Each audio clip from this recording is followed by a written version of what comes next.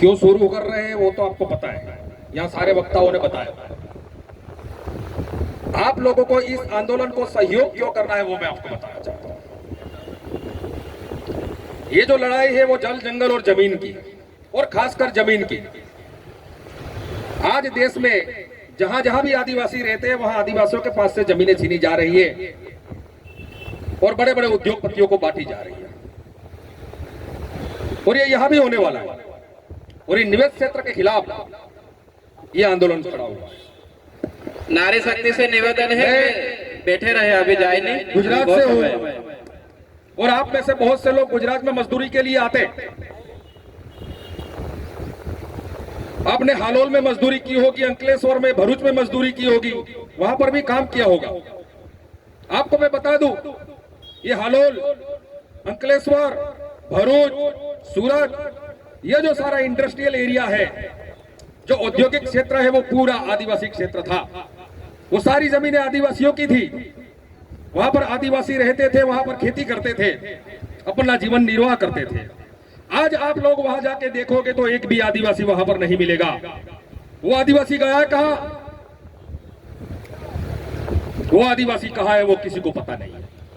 वो कौन सी झोपड़पट्टी में रह रहा है वो भी किसी को पता नहीं है। उसके चाचा, उसके बाबा वो कहां है, उसके मामा कहां है, वो ही उसको पता नहीं है। वो हालत हो गई।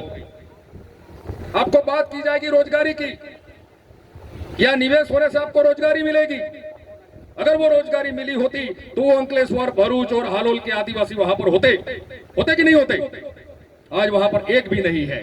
वो रोजगारी आपको नहीं मिलने वाली है, वो आपको झांसा देने का काम कर रहे हैं। और मैं एक खास बात बता दूं, अपने भील के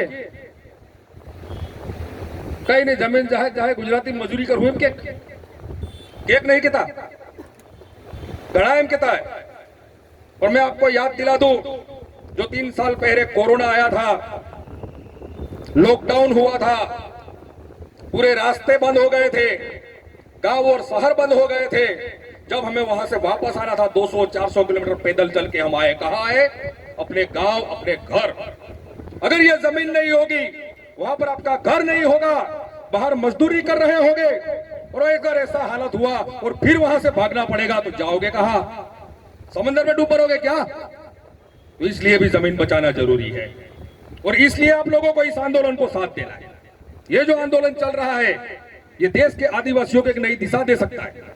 अगर आप लोग आंदोलन करोगे, आप उनको सहयोग करोगे, धीरे धीरे धीरे धीरे देश के दूसरे आदिवासी, हमारे दाहोद के हो, रतलाम के हो, राजस्थान के हो, सारे आदिवासी आपसे जुड़ते जाएंगे और धीरे धीरे आदिवासियों की जमीन को हम बचाने में कामयाब होंगे।